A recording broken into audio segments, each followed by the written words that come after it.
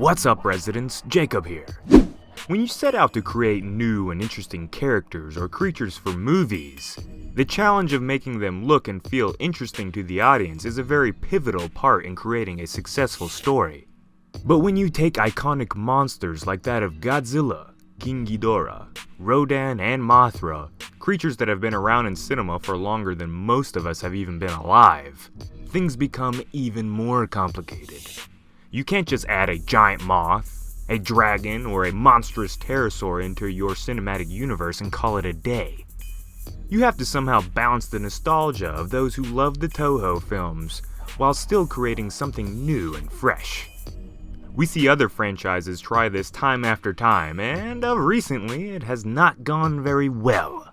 The Godzilla '98 film is a perfect example of this. They chose to make Godzilla be a giant mutated iguana, and fans of the classic Godzilla movies shat their pants over it. Still better than most of those movies though. But with Godzilla King of the Monsters, director Micheal Doughetry is doing all he can to make sure that everyone enjoys this new film and his take on the legendary monsters. Let's get to it.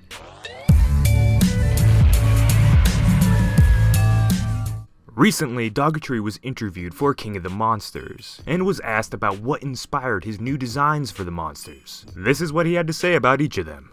Rodan. I tried to come up with a look for him that felt like something that could have crawled out of a volcano. So, the look of his scales, even the color of his body, there are elements of volcanic rock, because I wanted to create a creature that looked like it could have lived inside a volcano if it had to. But also, it's meant to look like something Mother Nature could have created. Regarding Rodan, I think they did great on this design as well. He doesn't necessarily look like a pterosaur, and he doesn't really look like a bird either. It's like a perfect mold of both of those creatures.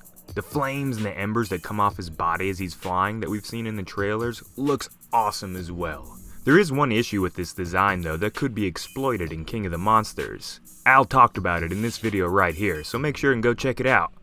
Mothra. For Mothra, I tried to capture the power of the original Mothra with her color palette, making sure that she had the eye spots on her wings. The eye spots are designed to look like Godzilla's eyes because I wanted to create a connection between Mothra and Godzilla. I tried to make her look more like a traditional insect that exists in the world, but also gave her a slightly larger feet because I wanted her to be able to defend herself and fight with the other creatures that she had to. And if she didn't have longer legs or claws, she'd be too vulnerable. If you look at moths in nature, they do have very long legs, so I tried to create something that was beautiful, feminine, elegant, and looked like a true goddess, but also dangerous if she had to be. Sounds like about every female I know. So Mothra's design has been probably the most controversial out of all of them. When we seen the first images of the toys for Mothra, everybody was starting to freak out a little bit because it didn't look just enough like what they wanted it to, considering the old Mothra. But after the new trailer and more information has come out, I really like what they're doing with Mothra. She looks like she can compete with the other monsters, but at the same time, she's still a beautiful goddess moth. King Ghidorah. The fun of Ghidorah was trying to create a dragon which was unique but clearly Ghidorah. So his wings are different, but also something that could take flight and own the skies if he had to. The other fun thing we did is we gave each head its own different personality. So each head is a little bit different than the other one. I like to think that the center head is the smartest alpha head. Of the three, he's the one who's really in charge, and the other two are sort of his lackeys. I think we're all pretty positive with Ghidorah's direction.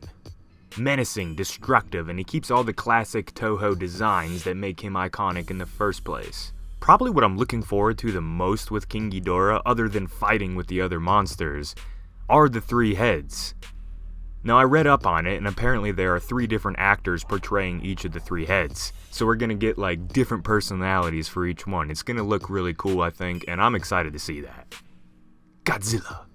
With Godzilla, I really liked what director Gareth Edwards had done in the previous film with Godzilla's look. So I just wanted to make tiny tweaks like changing his back spikes to look like the 1954 Godzilla. These in particular were taken right off the back of the original 1954 Godzilla. So I took Photoshop and just photoshopped these spikes onto the back of Gareth's film. I made the feet and the claws a bit bigger because a predatory creature like him would have had very powerful sharp claws to tear into his prey. In my own personal opinion, I think this was a great idea. Godzilla looked really good in the 2014 film, but he did need just a few tweaks. The new spines are amazing and I love them 100%. His feet don't look like tree trunks anymore. Perfect. And overall, Godzilla just looks better than ever in my opinion. Doughetry finished his take on the monsters with this last part here. Again, each creature had to be unique from the other, but also pay tribute to all the creatures that came before. We worked closely with Toho to make sure it lived up to their standards, so that's why he has to have 2 spiked tails and his golden colors, referring to King Ghidorah. To do that, we looked at a lot of different animals in nature. So different reptiles, different lizards and snakes, cobras, especially king cobras, and we studied their scales to craft something that looks like it could be realistic. The big rule for all the creatures was, if they discovered the fossils for these creatures, you would believe that they could have existed. If you've been a resident of Dangerville for a long time, then you would know how much we appreciate the fact that they're trying to make these monsters more like real-life creatures. We're big fans of dinosaurs and really all sorts of animals, living and extinct. This adds a cool twist to the MonsterVerse franchise of movies. They aren't just stupid, mindless monster films, and there's been plenty of movies like that. They're staying grounded in reality as much as possible, and they're respecting nature on our real planet. And that's pretty much what this whole franchise of movies and Godzilla in general is really about. We have to respect the big ball floating in space that we live on, guys. So residents, how do you feel about the design of all the monsters? Do you like the direction that these designs are going in? Let us know in the comments. If you're new to the channel and you love Godzilla and dinosaurs and monsters in general, make sure to subscribe and become a resident of Dangerville. We're almost at 100,000 subscribers, guys. That's freaking awesome. So let's make the last big push to get to 100K. Alright everyone, as always, this has been Jacob, and peace out.